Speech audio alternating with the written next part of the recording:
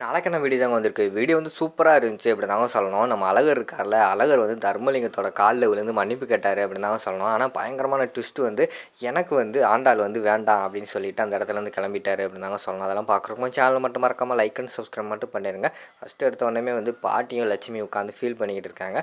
குடும்பத்திலேருந்து இப்படி அழகர் வந்து பிரிஞ்சு போயிட்டாரு அப்படின்னு சொல்லிட்டு ஃபீல் பண்ணிக்கிட்டு இருக்காங்க.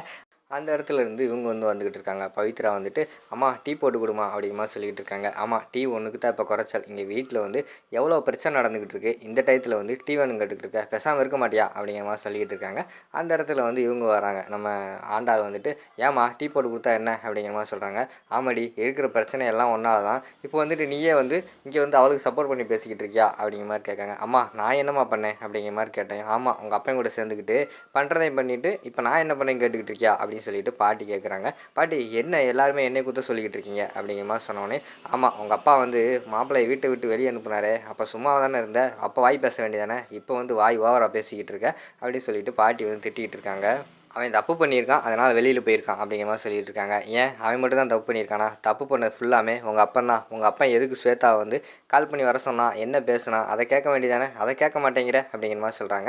"எங்கள் அப்பா வந்து தப்பு பண்ணியிருக்க மாட்டார்" அப்படின்னு சொல்லிட்டு அந்த இடத்துல சொன்னோடனே, "ஏய், அவனை பெற்ற வேண்டி நான், எனக்கு தெரியாதா? அவனை சின்ன வயசுலேருந்து எனக்கு தெரியும், அவன் தான் தப்பு பண்ணியிருப்பான், நான் சொல்கிறேன்" அப்படிங்கிற மாதிரி சொல்லிகிட்டு இருக்காங்க. அந்த இடத்துல வந்து நம்ம ஆண்டாள் வந்து நம்பவே மாட்டேங்கிறாங்க.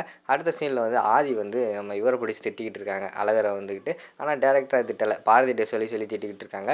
"என்ன பாரதி, இவன் எதுக்கு எடுத்தாலும் வந்து கோவப்பட்டுட்டு வீட்டை விட்டு வெளியில் வரதா? பிடிச்ச பொண்ணோட வாழ்றது தான் வாழ்க்கை, அதை விட்டுட்டு நம்ம ஈகோ வச்சுக்கிட்டோம்னா பிற கடைசியில் நம்ம தான் கஷ்டப்படுவோம். நான் வந்து உங்களை விட்டு பிரிஞ்சு இங்கே வந்து எதிர் வீட்டில் உட்காந்துக்கிட்டு எவ்வளோ கஷ்டப்பட்டேன்" அப்படின்னு சொல்லிட்டு அவனும் என் கூட இருந்தானே பார்த்தான். அப்படி இருக்கும்போது வந்து ஆண்டாள் அவனுக்கு ரொம்ப பிடிக்கும், ஆண்டாளுக்கும் அவனை பிடிக்கும். ஒழுங்கு ஆண்டாளுக்காகவாது போய் மன்னிப்பு கேட்க சொல்லுங்கள் பாரதி அப்படிங்கிற மாதிரி சொல்லிகிட்டு இருக்காங்க.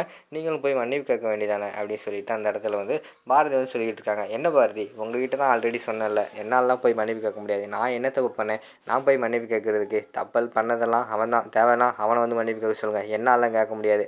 அப்படி அவன்கிட்ட மன்னிப்பு கேட்டு தான் நான் வந்து ஆண்டாள் கூட வாழன்னா அந்த வாழ்க்கை எனக்கு தேவை கிடையாது" அப்படிங்கிற மாதிரி சொல்லிக்கிட்டு இருக்காங்க. "இங்கே பாரு, லூஸ்தனமாக பேசிக்கிட்டு இருக்காத, பேசாமல் போய் மன்னிப்பு கேளு, அதான் உனக்கு நல்லது. நீங்கள் 2 பேரும் சேர்ந்து வாழுங்க.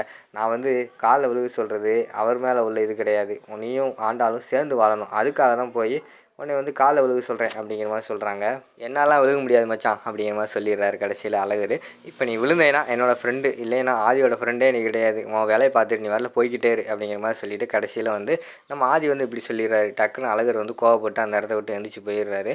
"என்னங்க இப்படி எந்திரிச்சு போயிட்டாங்க" அப்படிங்கிற மாதிரி வந்து நம்ம பாரதி கேட்காங்க. "அதான் எனக்கும் தெரியலை" அப்படிங்கிற மாதிரி வந்து ஆதி சொன்னோடனே, கண்டிப்பாக அவர் வந்து போய் மன்னிப்பு கேட்க தான் போயிருக்காரு. ஏன்னா இதுக்கு முன்னாடியே வந்து நான் மன்னிப்பு கேட்க சொன்னேன், அப்போ என்கிட்ட சொல்லிட்டாரு, "என்னாலாம் இதெல்லாம் மன்னிப்பு கேட்க முடியாது" அப்படின்னு ஒரே வார்த்தையில் சொல்லிட்டாரு அப்படிங்கிற மாதிரி சொல்கிறாங்க.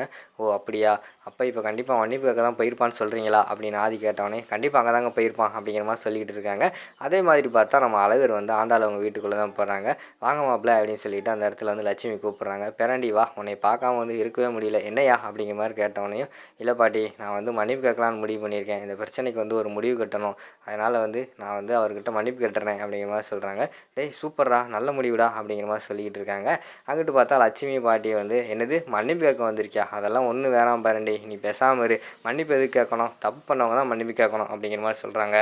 "இல்லை பாட்டி, என் பொண்டாட்டிக்கு வந்து நான் மன்னிப்பு கேட்டால் தான் அவளுக்கு சந்தோஷம், அதனால் வந்து நான் மன்னிப்பு கேட்குறது தான் சரியாக இருக்கும்னு நான் நினைக்கிறேன்" அப்படிங்கிற மாதிரி சொல்கிறாங்க. "ஏய் ஆமாடா, மன்னிப்பு கேட்டுறா, மன்னிப்பு கேட்டதுக்கப்புறம் நம்ம 2 பேரும் சேர்ந்து வாழலாம்டா" அப்படின்னு சொல்லிட்டு அந்த இடத்துல வந்து நம்ம ஆண்டாள் சொல்கிற மாதிரி தான் காட்டிக்கிட்டு இருக்காங்க. "நான் மன்னிப்பு கேட்டுறேன்" அப்படிங்கிற மாதிரி சொல்லிக்கிட்டு இருக்காங்க. "அதெல்லாம் ஒன்றும் தேவையில்ல மாப்பிள்ள, நீங்கள் மன்னிப்பு கேட்டு தான் நாங்கள் இந்த வீட்டில் இருக்கணும்னா அப்படி ஒன்றும் அவசியமே கிடையாது, வாங்க எல்லாருமே இந்த வீட்டை விட்டு போவோம்" அப்படின்னு சொல்லிட்டு லட்சுமி சொல்லிக்கிட்டு இருக்காங்க. அந்த நேரத்தில் வந்து தர்மலிங்கம் வந்துடுறாங்க. வந்தோடனே, "என்னம்மா திருப்பி ஏதாவது பிரச்சனை பண்ணிக்கிட்டு இருக்கானா" அப்படின்னு சொல்லிட்டு உள்ளே வராங்க. "இங்கே பாருங்கள், பிரச்சனை பண்ணுறதுக்கெல்லாம் வரல, பண்ண தப்பெல்லாம் என் மேலே தான், நான் உங்ககிட்ட காலில் வந்து மன்னிப்பு கேட்க தான் வந்திருக்கேன்" அப்படிங்கிற மாதிரி சொல்லிக்கிட்டு இருக்காங்க. உடனே சரி சரி அப்படின்னு சொல்லிட்டு அவர் வீராப்பா நின்றுக்கிட்டு இருக்காரு. அப்படியே மெதுவாக யோசிச்சு காலில் விழுகிறாரு. காலில் வந்துட்டு, "என்னை மன்னிச்சிருங்க" அப்படிங்கிற மாதிரி சொன்னோடனே, உடனே நம்ம இவங்க இருக்காங்கல்ல ஆண்டாள் வந்து கட்டி பிடிச்சிக்கிறாங்க. "ஏய் சூப்பர்ரா, இனிமேல் வந்து அப்பா நம்மளை எதுவுமே சொல்ல மாட்டார், நம்ம சந்தோஷமாக இருக்கலாம்" அப்படிங்கிற மாதிரி சொல்லிக்கிட்டு இருக்காங்க. "சரி சரி, இனிமேலாவது ஒழுங்காக இருக்க சொல்லு" அப்படின்னு சொல்லிட்டு தர்மலிங்கம் வந்து அந்த பக்கம் பார்த்து போகிறாரு. கையை பிடிச்சி இழுக்காங்க. "இங்கே வாங்க, எங்கே போகிறீங்க, உங்கள் பொண்ணை வந்து நீங்களே வச்சுக்கோங்க, அவள் ஒன்றும் எனக்கு தேவையில்ல, அவளுக்கு நீங்கள் தான் முக்கியம், உங்களுக்கு அவள் தான் முக்கியம், நீங்கள் 2 பேருமே கடைசி வரைக்கும் ஒன்று போல இருங்க, எனக்கு ஒன்றும் தேவையே கிடையாது, எனக்கு வந்து ஆண்டாள் இனிமேல் பொண்டாட்டியும் கிடையாது, நான் அவனுக்கு புருஷனும் கிடையாது, நான் கிளம்புறேன்" அப்படின்னு சொல்லிட்டு அந்த இடத்துலேருந்து விறுவிறுன்னு போயிடுறாங்க. "ஏய் அழகர் எங்கே போகிற" அப்படிங்கிற மாதிரி கூப்பிட்றாங்க. நான் கிளம்புறேன் சாமி ஆளை விடுங்க அப்படின்னு மனசுக்குள்ளேயே நினச்சிக்கிட்டு விறுவிறுன்னு அந்த இடத்துலேருந்து கிளம்பி போயிடுறாரு. அடுத்து அவர் போய் தனியாக நின்றுக்கிட்டு இருக்காரு. அந்த இடத்துக்கு வந்து இவங்க வந்து வராங்க ஆண்டாள். டேய் ஏன்டா இப்படி பண்ண, நீ மன்னிப்பு கேட்டு என் கூட வாழ போகிறேன்னு நான் சந்தோஷமாக இருந்தேன், கடைசி நேரத்தில் இப்படி பண்ணிட்டேடா அப்படிங்கிற மாதிரி சொல்லிக்கிட்டு இருக்காங்க. ஆமாம், அவங்ககிட்ட மன்னிப்பு கேட்டு நான் வாழ்ந்து என்ன பண்ணுறது, 1000 இருந்தாலும் கட்டின புருஷன் வந்து யாருக்கிட்டையுமே வந்து தலை குனியக்கூடாதுன்னு நினைப்பாங்க இந்த காலத்தில்.